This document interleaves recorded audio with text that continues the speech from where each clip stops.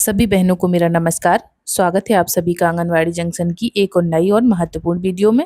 आज की इस वीडियो में हम बात करने वाले हैं पोषण ट्रैकर ऐप के लेटेस्ट अपडेट 25.2.2 के बारे में। इस नए अपडेट में न्यू रजिस्ट्रेशन को लेकर एक बहुत ही महत्वपूर्ण फीचर जोड़ा गया है। अब आप गर्भवती महिलाओं और धात्री महिलाओं और किशोरी बालिकाओं का पंजीयन बिना आधार के भी कर सकती हैं।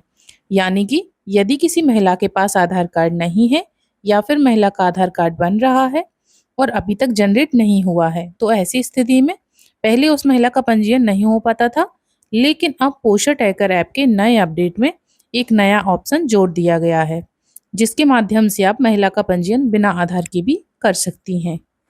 जिन महिलाओं के पास स्वयं का आधार कार्ड उपलब्ध है, उनका पंजीयन आप फेस कैप्चर ई-केवाईसी के माध्यम से आधार से ही कर सकती हैं। लेकिन जिन महिलाओं के पास आधार कार्ड उपलब्ध नहीं है, उनका पंजीयन अन्य दस्तावेजों के माध्यम से भी किया जा सकता है। तो बहनों, 25.2.2 वर्जन अपडेट में यह बहुत ही महत्वपूर्ण फीचर जोड़ा गया है। तो ध्यान रखने वाली बात यह है कि यह ऑप्शन केवल आपको गर्भवती महिलाओं, धात्री महिलाओं और किशोरी बालिकाओं के पंजीयन में ही देखने को मिलेगा। आपको यह ऑप्शन 0 से 6 माह, 6 माह से 3 वर्ष और 3 से 6 वर्ष के बच्चों की कैटेगरी में दिखाई नहीं देगा, क्योंकि बच्चों के पंजीयन में माता पिता या गार्जियन में से किसी एक का आधार अनिवार्य रूप से उपलब्ध होता है और उसी आधार के माध्यम से बच्चे का पंजीयन किया जा सकता है। लेकिन गर्भवती महिला के पंजीयन में पहले केवल उसी महिला का आधार आवश्यक होता था और यदि महिला के पास आधार कार्ड नहीं होता था तो उसका पंजीयन नहीं हो पाता था। तो अब इस समस्या का समाधान करते हुए पोषण ट्रैकर ऐप में एक नया ऑप्शन जोड़ दिया गया है, नॉन आधार बेनिफिशरीज। तो इस ऑप्शन के माध्यम से आप महिला के अन्य दस्तावेजों के आधार पर भी पंजीयन कर सकते हैं। तो आज की इस वीडियो में मैं आपको एक गर्भवती महिला का पंजीयन करके दिखाऊंगी, जिससे हम आधार के बिना किसी अन्य दस्तावेज के माध्यम से रजिस्ट्रेशन करेंगे। साथ ही यह भी जानेंगे कि आप कौन कौन से दस्तावेज इस प्रक्रिया में उपयोग कर सकती हैं और बिना आधार के रजिस्ट्रेशन की पूरी प्रक्रिया क्या है। तो इसलिए आप सभी बहनें वीडियो को अंत तक ज़रूर देखें और अगर आप हमारे चैनल पर पहली बार आए हैं तो चैनल को सब्सक्राइब जरूर करें और वीडियो को अपनी अन्य आंगनबाड़ी बहनों के साथ शेयर करना ना भूलें। तो चलिए बहनों, वीडियो को शुरू करते हैं। सबसे पहले आपको अपने पोषण ट्रैकर एप्लीकेशन को ओपन कर लेना है। यदि आपने अभी तक 25.2.2 वर्जन अपडेट नहीं किया है तो आप प्ले स्टोर पर जाकर इस वर्जन को अपडेट कर लें। अब जैसे ही आप ऐप ओपन करती हैं, आपको पोषण ट्रैकर एप्लीकेशन का होम पेज दिखाई देगा। यहाँ पर आपको यहाँ नीचे में मोर लिखा हुआ है, इस ऑप्शन पर क्लिक कर देना है। तो जैसे हम इस ऑप्शन पर क्लिक करेंगे, देखिए बहनों, हमें यहाँ पर बहुत सारे ऑप्शन दिखाई देंगे। यहाँ पर हमें ये नॉन आधार बेनिफिशरी ऑप्शन दिखाई दे रहा है। इस ऑप्शन के आगे ये जो एरो बना हुआ है, हम इस ऑप्शन पर टच करेंगे, क्योंकि इसी ऑप्शन पर टच करने के बाद हमें जो बिना आधार के पंजीयन कर सकते हैं जो लाभार्थी, वो वाला ऑप्शन खुलेगा। तो उसके लिए हम नॉन आधार बेनिफिशरीज के आगे इस एरो पर टच कर देंगे। तो देखिए, जैसे हमने इस पर टच किया है, हमें कुछ इस तरह का पेज दिखाई देगा। तो बहनों, यहाँ पर आप गर्भवती महिला, धात्री महिला और किशोरी लड़कियाँ, इन तीनों में से किसी का भी पंजीयन बिना आधार के कर सकते हैं। तो यहाँ पर हम आपको गर्भवती महिला का आज दिखाने वाले हैं। आपको जिसका भी पंजीयन करना है आप उस पर टच कर देंगे। तो हमने यहाँ पर गर्भवती महिला पर टच कर दिया है। जैसे हमने गर्भवती महिला पर टच किया है, हमें इस तरह का पेज दिखाई दे रहा है। तो आप इनको पढ़ सकते हैं। उसके बाद हमें नीचे आगे बढ़े लिखा हुआ है, इस आगे बढ़े वाले ऑप्शन पर टच कर देना है। तो जैसे ही हमने उस पर टच किया है, हमें ये पंजीयन करने का ऑप्शन दिखाई देने लगेगा। तो यहाँ पर सबसे पहले हमें मोबाइल नंबर दर्ज करना होगा, जो कि बहुत ज़रूरी है। उसके बाद ये आधार नामांकन संख्या दिखाई दे रहा है। तो यहाँ पर अगर लाभार्थी का आधार नहीं है, उसका आधार बनने डला हुआ है, तो उसकी पर्ची मिली होगी, तो वह पर्ची संख्या यहाँ पर लिखना है। तो सबसे पहले हम मोबाइल नंबर दर्ज कर लेंगे। उसके बाद यदि लाभार्थी का आधार कार्ड बनने डला हुआ है तो हम उसकी नामांकन पर्ची पर जो संख्या लिखी रहती है वह दर्ज कर देंगे और नामांकन रसीद अपलोड करें पर उसकी फ़ोटो अपलोड कर देंगे। और अगर आधार कार्ड बनने नहीं डला हुआ है तो यहाँ पर हम पहचान का प्रमाण पत्र चुने पर क्लिक कर देंगे। जैसे ही हम उस पर क्लिक करते हैं, हमें बहुत सारे ऑप्शन खुल के आ जाएंगे। यहाँ पर आपको जो भी कागज़ आपके पास है आप उस कागज़ की सहायता से लाभार्थी का पंजीयन कर सकते हैं।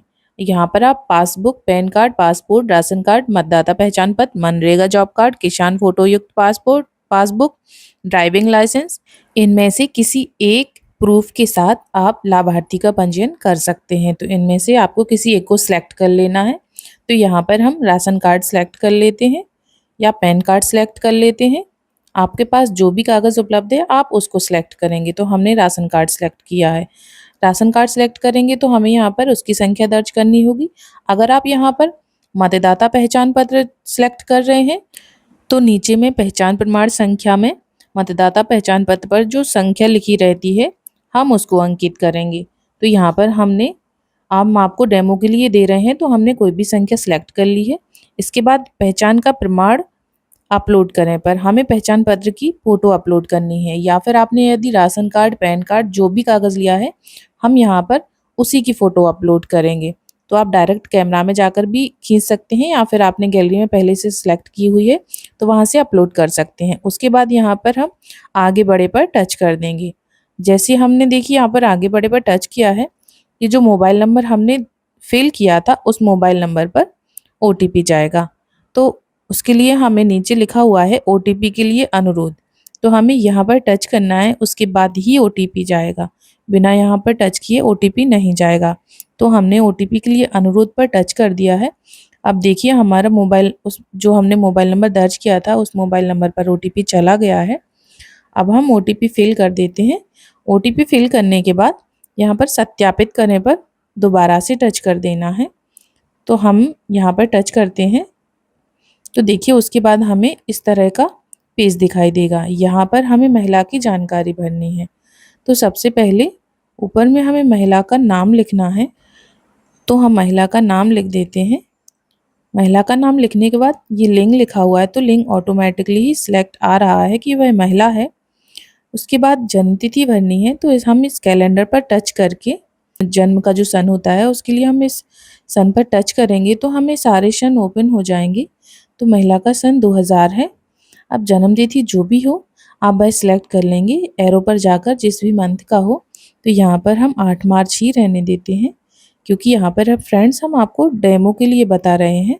तो उसके बाद हम ओके पर टच कर देंगे।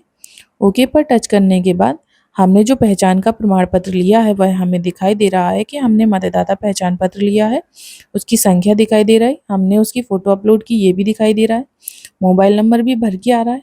अब यहाँ पर आपकी भाषा में नाम यदि आपको भरना है तो भर सकते हैं, अन्यथा ज़रूरी नहीं होता है।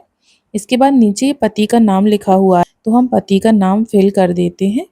पति का नाम भरने के बाद बहनों यहाँ पर नीचे श्रेणी भरना है हमें, तो हम श्रेणी सेलेक्ट कर लेते हैं। महिला कौन सी कास्ट से है तो हम श्रेणी में चुने पर टच करके ये जो भी ऑप्शन आ रहे हैं SC, ST या अन्य, तो हम यहाँ पर महिला की कैटेगरी सेलेक्ट करने के बाद अगला ऑप्शन है निवास का प्रकार, तो उसके लिए हम फिर से चुने पर टच करेंगे।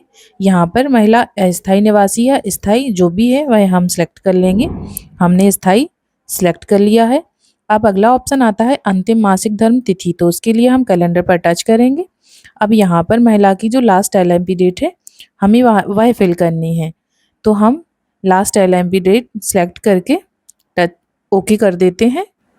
तो महिला की LMP यहाँ पर भर चुकी है। अब अगला ऑप्शन है इज दिस फर्स्ट प्रेगनेंसी, क्या है महिला की पहली प्रेगनेंसी है, अगर है तो हाँ और नहीं है तो नहीं पर सिलेक्ट करेंगे। अगला ऑप्शन आता है ऑप्शन में ANC भरनी होती है जो कि हमारे MCP टीकाकरण कार्ड पर दर्ज तिथि होती है, हम वही ANC डेट भरेंगे। उसके बाद अगला ऑप्शन है लंबाई का, तो लंबाई यहाँ पर सेंटीमीटर में दर्ज करना है, तो महिला की जितनी भी लंबाई है वह हम यहाँ पर दर्ज कर देंगे। उसके बाद वजन का ऑप्शन आता है, तो गर्भवती महिला का हम वजन दर्ज कर देंगे। उसके बाद आखिरी ऑप्शन है हीमोग्लोबिन का, तो ANC में जो हीमोग्लोबिन चेक किया होगा ANM ने तो वह हम हीमोग्लोबिन फिल कर देंगे। हीमोग्लोबिन फिल करने के बाद नीचे सबमिट पर टच कर देंगे। तो जैसे हम सबमिट पर टच करेंगे बहनों हमारी गर्भवती महिला का पंजीयन सफलतापूर्वक दर्ज हो जाएगा। आशा करती हूँ कि आपको हमारे द्वारा दी गई जानकारी पसंद आई होगी। अगर आपको वीडियो अच्छी लगी हो तो वीडियो को लाइक कीजिए, अपने दोस्तों के साथ शेयर कीजिए और अगर आप चैनल पर पहली बार आए हैं तो चैनल को सब्सक्राइब करना ना भूलें। धन्यवाद। मिलते हैं एक नई वीडियो में नई जानकारी के साथ। तब तक के लिए जय हिंद, राधे राधे।